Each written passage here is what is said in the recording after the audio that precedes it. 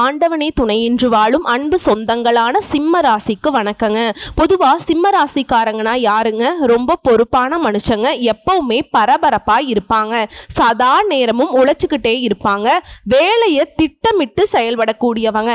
குடும்பத்தை ரொம்ப நல்லா நடத்தக்கூடியவங்க. இருந்தாலும் குடும்பத்தில் இருக்கவங்களே இவங்களை குறை சொல்லிக்கிட்டு தான் இருப்பாங்க. ஆனால் சிம்ம ராசியை பொறுத்த வரைக்கும் என்னதான் குறை சொன்னாலும், ஒதுக்கி வச்சாலும், அசிங்கப்படுத்தினாலும், அவமானப்படுத்தினாலும் குடும்பம் மட்டும்தான் உசுறு. குடும்பத்துக்காக தன் உசுரையும் விடுவாங்க. குடும்பத்துக்கு ஒரு பிரச்சனைனா உசுரை எடுக்கிறதுக்கும் தயங்க மாட்டாங்க. இதுதான் சிம்மம்.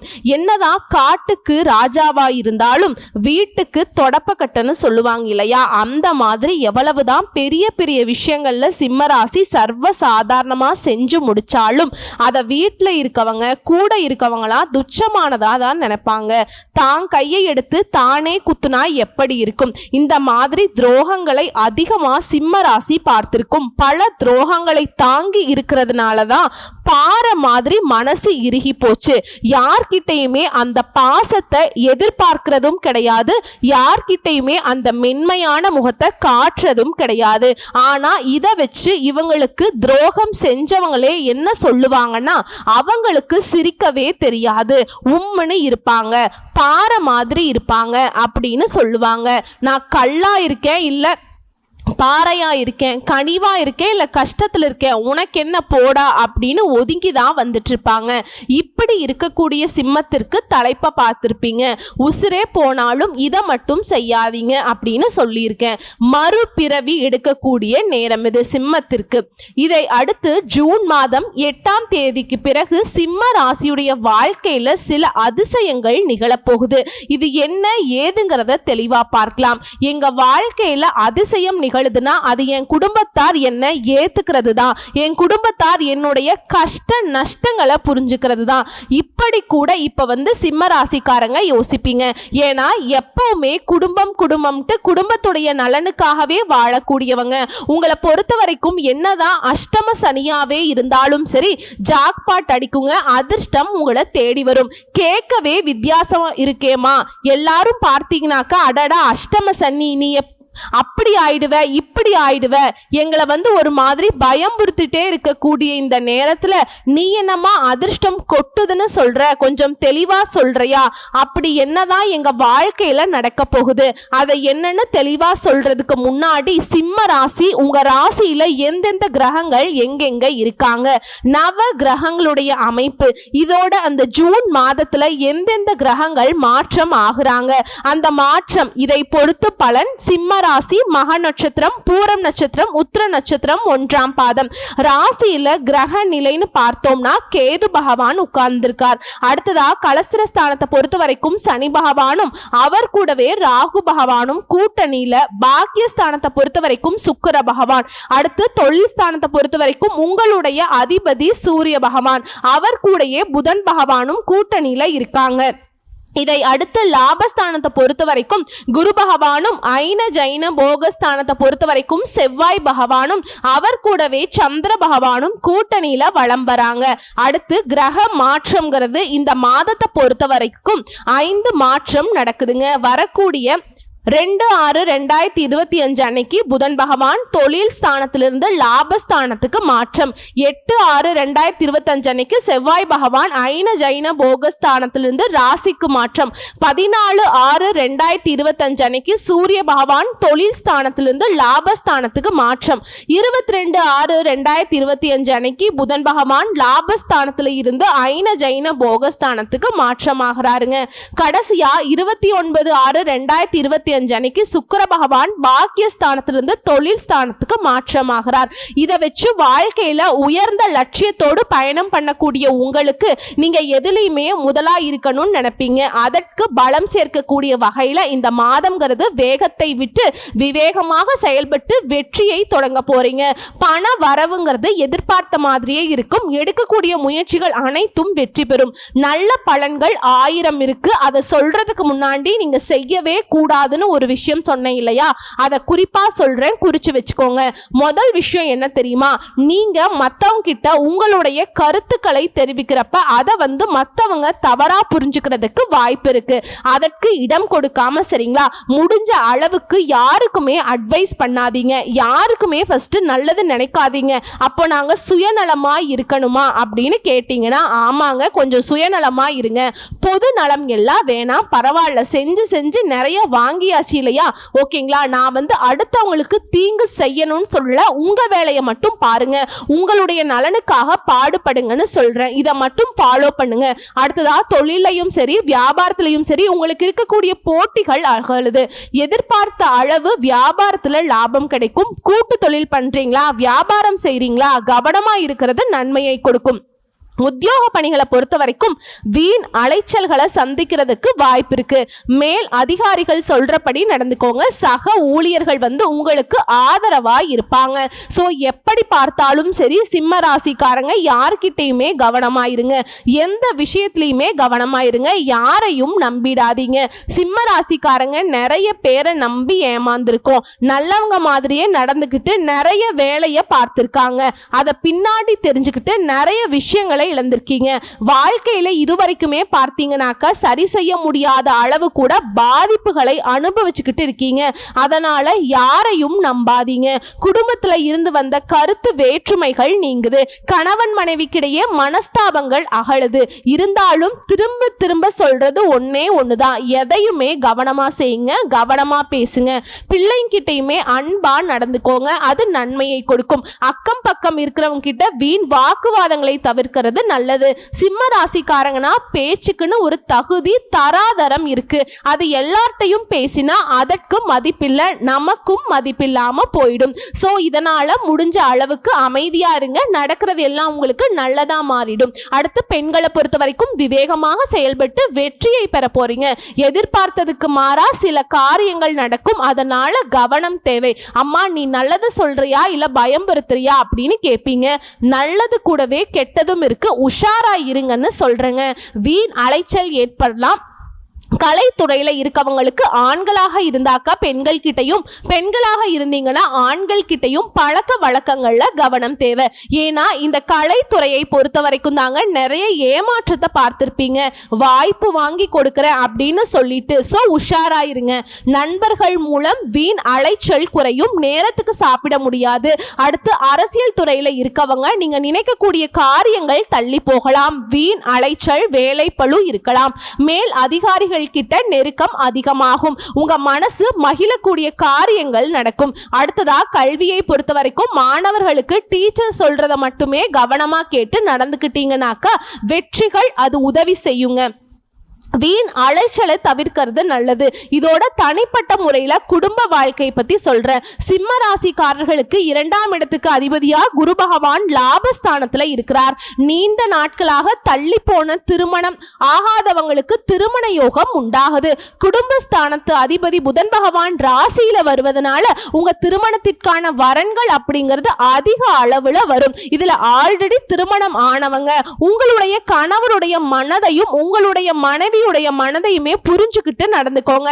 இது சிம்ம ராசி ஆண்கள் பெண்கள் 2 பேருக்கும் சொல்றேங்க. இதை அடுத்து 9ஆம் இடத்துல சுக்கிர பகவான் இருக்கிறதுனால பண விஷயங்கள்ல சில தடுமாற்றங்களை கொடுப்பார். குடும்ப வாழ்க்கையை அனுசரிச்சு நடந்துக்கோங்க. அடுத்து சனி பகவானை பொறுத்த வரைக்கும் 8ஆம் இடத்துல அமர்ந்திருக்கிறார். வேலை பார்க்கக்கூடிய இடங்கள்ல பதவி உயர்வு சம்பள உயர்வு இல்லாம இருந்திருப்பீங்க. ஆனா இப்போ அது கிடைக்கும். உங்களுக்கு அதிர்ஷ்டம்ங்கிறது நிலைக்கணும்னா நீங்க குலதெய்வத்தை வழிபாடு செய்வதனால மட்டுமே அது சாத்தியம். 8ஆம் இடத்துல இருக்கக்கூடிய சனி பகவான் பாதிப்புகளை தரமாட்டார், வேலையில முன்னேற்றத்தை கொடுப்பார், புதிய வேலை வாய்ப்புகள் கிடைக்க செய்வார். அடுத்தது மாணவர்களுக்கு கல்வியில சிறந்து விளங்க புதன் செவ்வாய் குரு இந்த 3 கிரகங்களுடைய நிலையுமே உங்களுக்கு சிறப்பா இருக்குது, முக்கியமானதா இருக்கு. புதனுடைய அருளால 9ஆம் வகுப்பு வரை படிக்கக்கூடிய மாணவர்களுக்கு எல்லா வகையிலுமே வெற்றி உண்டாகுங்க. செவ்வாய் பகவானை பொறுத்த வரைக்கும் முதல் 7 நாட்கள் நீச்சமா இருக்கிறதுனால 10, 11, 12ஆம் வகுப்பு படிக்கிறவங்க சிறு தடுமாற்றம் இருந்தாலும் ஜூன் 8ஆம் தேதிக்கு பிறகு அருமையான காலகட்டம். உங்க வாழ்க்கையில இருக்கும் நல்ல கல்லூரி விரும்பிய துறைகள்ல நல்ல இடம் கிடைக்கும். குரு பகவானும் சாதகமாய் இருக்கிறதுனால உயர்கல்வி படிப்பதற்கு நல்ல வாய்ப்புகள் அமையும். அடுத்தது தொழில் ரீதியா சுக்கிர பகவான் பாக்கியஸ்தானத்துல இருக்கிறதுனால தொழில்ல பட்டைய கிளப்ப போறீங்க. சனி உங்களை தடுப்பதனால பணியாளர்களுக்கு பிரச்சனை வரும். இருந்தாலும் குலதெய்வத்தை வழிபாடு செய்யுங்க, அமோகமான பலன்களை கொடுப்பாங்க. அதாவது சனி பகவான் கிட்ட இருந்தே நம்ம குலதெய்வம் காக்கும். புரியுதுங்களா? இதுல தொழில் ரீதியா பெண் தொழிலதிபர்களா இருக்கீங்க இல்லையா, உங்களுக்கு மிகச்சிறந்த வளர்ச்சியை உண்டாக்கக்கூடிய காலகட்டம். அடுத்தது குழந்தை பாக்கியம் கிடைக்கும். பிள்ளைகளுக்கு நிறைய செய்வீங்க. அவங்களுடைய செயல்பாடு உங்களுக்கு திருப்தியை கொடுக்கும். அவங்களுடைய வகையில உங்களுக்கு இருக்கக்கூடிய சிக்கல்கள் எல்லாமே மறைய போகுது. செயற்கை முறையில கருத்தரிப்பதற்கான வாய்ப்புகள் இருக்கு. நீண்ட காலம் குழந்தை இல்லாதவங்களுக்கு இதோட பிள்ளைகளுடைய வாழ்க்கையில மிகப்பெரிய முன்னேற்றம் ஏற்படக்கூடிய சூழல் இருக்கு. ஆரோக்கியத்தை பொறுத்த வரைக்கும் அஷ்டம சனி உங்களுக்கு இருக்கிறதுனால இன்சூரன்ஸ் எடுத்துக்கிறது நல்லதுங்க. உடம்புல சின்ன சின்ன தொந்தரவு வந்து போனாலும் மருத்துவர்கிட்ட உடனடியா போயிட்டு ஆலோசனை பெறுவது, சிகிச்சை பார்த்துக்கிறது நல்லது. குறிப்பா மூட்டு வலி, இதயம் சம்பந்தப்பட்ட நோய் இந்த மாதிரி இருக்கவங்க சரியான மாத்திரை எடுத்துக்கிறது நல்லது. முடிஞ்சதுன்னா உடல் முழுவதுமே பரிசோதனை செஞ்சுக்கோங்க, நல்லதுங்க. அடுத்து கலைத்துறையில இருக்கவங்களுக்கு பாக்கியஸ்தானத்துல சுக்கிரன் போறாருங்க. லாபத்துல புதன் இருக்கிறார். புதிய படங்கள், நாடகங்கள் இந்த மாதிரி வாய்ப்புகள் வரக்கான சந்தர்ப்பங்கள் இருக்கு. அதே மாதிரி ஓடிடி தளங்கள்ல படங்களை வெளியிடுவதற்கு வாய்ப்பு கிடைக்கும். அனைத்து துறைகளிலுமே உங்களுக்கு மாற்றம், முன்னேற்றம் நிறைந்த காலகட்டமாக இருக்க போகுது. அரசியல் இருக்கக்கூடிய சிம்ம ராசியில பிறந்தவங்களுக்கு, அரசியல் தலைவர்களுக்கு 10ஆம் இடத்துல சூரியன் இருக்கிறது சாதகமான சூழலை கொடுக்குதுங்க. 15ஆம் தேதி சூரிய பகவான் லாபஸ்தானத்துக்கு வருவது திட்டமிட்டு செயல்பட்டு வெற்றியை பார்க்க போறீங்க. தலைமைக்கு நெருக்கமாக போறீங்க. முக்கிய முடிவுகளை எடுக்கக்கூடிய காலகட்டமா இது இருக்க போகுது. மிகுந்த முன்னேற்றம் மற்றும் எதிர்பார்க்கும் காரியங்கள்ல வெற்றி கிடைக்கும். ஒட்டுமொத்தமா ஒரு அற்புதமான மாதம்ங்க சிம்மத்திற்கு. சோ இப்ப வரைக்கும் பார்த்தது சிம்மத்திற்கு பொது பலன்கள். ஜூன் மாதத்துல எந்த மாதிரியான மாற்றங்கள் வரும்னு, இதோட தனிப்பட்ட முறையில ஒரு நட்சத்திரத்துக்குமே எந்த மாதிரியான பலன்கள் இருக்க போகுது அப்படின்னு பார்க்க போறோங்க. முதல்ல இருக்கக்கூடிய மகம் நட்சத்திரம். மனசுல நினைச்சதை நடத்தி முடிக்கணுங்கிற எண்ணத்தோடு வைராகியத்தோடு வாழக்கூடிய உங்களுக்கு இந்த ஜூன் மாதம் யோகமான மாதம். ராசிக்குள்ள ஞான மோட்ச காரகன் சஞ்சரிப்பினால மன குழப்பம் அதிகமாகும். குடும்பத்துல நிம்மதி இல்லாத நிலை இருக்கும். ஆனா மற்ற கிரகங்கள் உங்களுக்கு சாதகமான அமைப்புல சஞ்சாரம் பண்ணி உங்களுடைய வாழ்க்கையில உச்ச நிலைக்கு போக வைக்க போறாங்க. ராசிநாதன் சூரியன் ஜீவனஸ்தானத்தில் கேந்திர பலத்தோடு சஞ்சரிக்கிறது. எடுத்த வேலை எல்லாமே வெற்றியாக மாறும். அரசு வழி முயற்சிகள் சாதகமாகும். உத்தியோகத்தில் ஏற்பட்ட பிரச்சனைகளுக்கு முடிவு வரும். அரசியல்வாதிகளுக்கு செல்வாக்கு உயரும். வேலையில் இருப்பவர்களுக்கு எதிர்பார்த்த இடமாற்றம், பதவி உயர்வு கிடைக்கும். அதே மாதிரி ஒரு நல்ல வேலை தேடிட்டு இருக்கவங்களுக்கு இப்போ நல்ல வேலை கிடைக்கும். மாதம் முழுவதுமே அதிர்ஷ்டக்காரகன்னு சொல்லக்கூடிய சுக்கிர பகவான் சாதகமா சஞ்சாரம் பண்றது பொன் பொருள் சேர்க்கையை கொடுக்குது. குடும்பத்தில் மகிழ்ச்சியை நிலையா உருவாக்க போகுதுங்க. கணவன் மனைவிக்கிடையே ஒற்றுமை அதிகமாகுது. புதுசா வீடு வாங்குவீங்க, வண்டி வாகனம் வாங்குவீங்க. முயற்சிகள் வெற்றி பெறும். பிள்ளைகளுடைய நலன்ல அக்கறை கூடுது. வியாபாரத்துல முன்னேற்றம் ஏற்படும். குறிப்பா ஜூன் 8ஆம் தேதி வரைக்கும் செவ்வாய் 12ஆம் இடத்துல இருக்கிறது. விரயஸ்தானத்துல சஞ்சாரம் பண்றது. அங்கும் அவர் நீச்சம் அடைவது. விரய செலவுகளும் வீண் செலவுகளும் கட்டுக்குள்ள வரும். உங்களை பொறுத்த வரைக்கும் நீங்க செய்ய வேண்டிய பரிகார வழிபாடு அணு தினமும் கற்பக விநாயகரை வழிபாடு செய்ய நன்மைகள் உண்டாகும். அடுத்து பூர நட்சத்திரம். எதுலையுமே முதலிடத்தை நோக்கி பயணிக்கக்கூடிய உங்களுக்கு இந்த ஜூன் மாதம் அதிர்ஷ்டகரமான மாதங்க. உங்க ராசிநாதன் 10ஆம் இடத்துல சஞ்சரிக்கிறதுனால நட்சத்திரநாதன் சுக்கிரனுடைய சஞ்சாரம் மாதம் முழுவதுமே சாதகமா இருக்கிறதுனால இந்த மாதம் உங்களுக்கு மிக யோகமான மாதம்னே சொல்லலாங்க. குரு பகவானுடைய சஞ்சாரம், அவருடைய பார்வை இந்த நேரத்துல உங்களுக்கு முன்னேற்றத்தை கொண்டு வந்து சேர்க்குதுங்க. வருமானத்தில் இருக்கக்கூடிய தடைகள் எல்லாமே இல்லாமல் போகுது. செல்வாக்கை உயர்த்தி வைக்கிறார். தடைப்பட்ட வேலையை ஒவ்வொன்றா நடத்த ஆரம்பிக்கிறாருங்க. வியாபாரம் தொழில லாபம் கூடும். திருமண வயதில் இருப்பவர்களுக்கு நல்ல வரன் அமையும். குழந்தை பாக்கியத்துக்காக காத்துட்டு இருக்கவங்களுக்கு நல்ல தகவல் வரும். பூர்வீக சொத்து விவகாரங்கள்ல உங்களுக்கு இருக்கக்கூடிய பிரச்சனைகளுக்கு முடிவு வரும். ஒரு சிலருக்கு காதல் கைகூடி வரும். திருமணம் வரைக்கும் போகும். பொன் பொருள் சேர்க்கை உண்டாகுது. இழுபறியாக இருந்த கோர்ட் கேஸ் வழக்குகள் இப்ப சாதகமா முடியும். புதிய தொழில் தொடங்கக்கூடிய முயற்சிகள் வெற்றி பெறும். அதற்காக நீங்க எதிர்பார்த்த அனுமதி கிடைக்கும். அடுத்து புதன் பகவானை பொறுத்த வரைக்கும் சாதகமாய் இருக்கிறதுனால உங்களுடைய கனவுகள் நனவாகுது. எதிர்பார்த்த ஒப்பந்தங்கள் கிடைக்கும். கலைஞர்களுக்கு உங்களுடைய நிலையில முன்னேற்றம் அடைவீங்க. உத்தியோகத்தில் இருக்கவங்களுக்கு தடைபட்டு வந்த பதவி உயர்வு கிடைக்கும். வியாபாரிகளை பொறுத்த வரைக்கும் செய்து வரக்கூடிய தொழில புதிய தொழில் தொடங்கக்கூடிய முயற்சிகள் கூட வெற்றியாக மாறும். கேட்ட இடத்துல இருந்து பணம் வரும். நினைச்ச வேலையை நினைச்ச மாதிரி நடத்தி முடிச்சுப்பீங்க. மாணவர்களுக்கு படிப்புல ஆர்வம் கூடுது. உழைப்பாளர்களுடைய நிலை உயருது. உடல் நிலையில ஏற்பட்டிருந்த பாதிப்புகள் விலகுது. 7ஆம் இட சனி ராகுவனால உங்களுக்கு பாதக பலன் அப்படின்னு பயப்பட வேணாம். குருவுடைய பார்வையினால அந்த பாதகமான பலன் கூட விலகி போகுது. உங்களை பொறுத்த வரைக்கும் அணு தினமும் நீங்க செய்ய வேண்டிய பரிகார வழிபாடு திருவள்ளீஸ்வரரை வழிபாடு செய்ய வாழ்க்கையில வளம் உண்டாகும். அடுத்து உத்திர நட்சத்திரம் 1ஆம் பாதம்.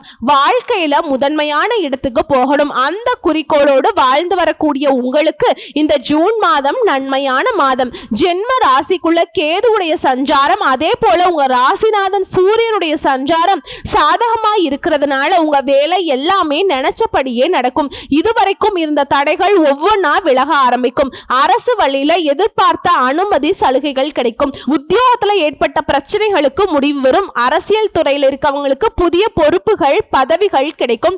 தொண்டர்களுடைய பலம் கூடுது. லாபஸ்தானத்துல சஞ்சாரம் பண்ணக்கூடிய குரு பகவான் பண புழக்கத்தை அதிகரிச்சு கொடுக்கிறார். வியாபாரத்திலையும் சரி தொழிலையும் சரி லாபத்தை உண்டாக்குறார். நெருக்கடிகள்ல இருந்து உங்களுக்கு பாதுகாப்பு கிடைக்குது. அவருடைய பார்வையால உங்க வாழ்க்கையே வளமா மாறுது. குரு பார்க்கும் இடமெல்லாம் சுபத்துவமும் அடைய போறீங்க. தைரியமும் தன்னம்பிக்கையும் அதிகமாக போகுது. குடும்பத்தில் இருக்கக்கூடிய சச்சரவுகளுக்கு எல்லாத்துக்குமே முடிவு கிடைக்குதுங்க. ஒற்றுமையான நிலை உண்டாகுது. பூர்வீக சொத்துக்கள் கைக்கு வருது. உறவுக்காரங்க மத்தியில செல்வாக்கு உயருது. குறிப்பா கூட்டு தொழில லாபம் கூடும். கணவன் மனைவிக்கிடையே இருக்கக்கூடிய பிரச்சனைகளுக்கு முடிவு வருது. அதாவது இருவருமே ஒருத்தருக்கொருத்தர் அனுசரணையா நடந்துப்பீங்க. அடுத்து 7ஆம் இடத்துல அமர்ந்து சங்கடங்களை கொடுத்துட்டு வந்த சனி ராகுவை குருவினுடைய பார்வையை பார்க்கறதுனால அவங்களால ஏற்படக்கூடிய பாதிப்புகள் உங்களை நெருங்காமல் போகும். நீங்க நினைச்சதெல்லாம் நடக்கும். மாதம் முழுவதுமே சுக்கிர பகவான் சாதகமா சஞ்சரிக்கிறதுனால வருமானம் சந்தோஷம் இப்படி உங்க வாழ்க்கையே வளமா மாறப்போகுது. புதன் பகவானுமே சாதகமா சஞ்சாரம் பண்றது, புதுசா இடம் வாங்குறது, வாகனம் வாங்குறது, இது போன்ற கனவுகள் நனவாகும். புதிய ஒப்பந்தங்கள் கிடைக்கும். அடுத்ததா மாணவர்களுக்கு கல்வியில முன்னேற்றம் உண்டு. பெரியவங்களுக்குமே உடல்நிலையில ஏற்பட்டிருந்த பாதிப்புகள் விலகுது. குடும்பத்துல சுபகாரியங்கள் நடக்கும். மொத்தத்துல இந்த மாதம்ங்கிறது உங்களுக்கு அதிர்ஷ்டகரமான மாதமா இருக்க போகுது. சோ உங்களை பொறுத்த வரைக்கும் நீங்க செய்ய வேண்டிய பரிகார வழிபாடு அணு தினமும் லக்ஷ்மி நரசிம்மரை வழிபாடு செய்ய வாழ்க்கையில முன்னேற்றம் உண்டாகும். சோ இப்ப வரைக்கும் பார்த்த பொது பலன்கள், நட்சத்திர பலன்கள், பரிகாரங்கள் எல்லாமே சிம்மத்திற்கு ஜூன் மாதம் சிறப்பான மாதங்க.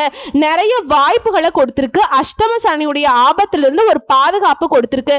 சோ இது நிலைச்சிருக்க நீங்க செய்ய வேண்டிய பரிகார வழிபாடு ஒவ்வொரு ஞாயிற்றுக்கிழமையும் அருகில் இருக்கக்கூடிய சிவபெருமானுடைய ஆலயத்துக்கு போயிட்டு சிவனையும் நவ கிரகங்கள்ல இருக்கக்கூடிய சூரிய பகவானுக்கும் தீபம் ஏற்றி வழிபாடு செய்ய எல்லா நன்மைகளும் உண்டாகும். உங்களை பொறுத்த வரைக்கும் அதிர்ஷ்டம் தரக்கூடிய கிழமைகள் வெள்ளிக்கிழமை மற்றும் ஞாயிற்றுக்கிழமைங்க. இதோட உங்களுக்கு சந்திராஷ்டமம் இருக்கக்கூடிய தினங்கள்ல எங்கும் கவனம், எதிலும் கவனம். எதை செஞ்சாலும் சரி கவனமா செய்யுங்க. தொலைதூர பயணங்களை தவிர்த்துக்கோங்க.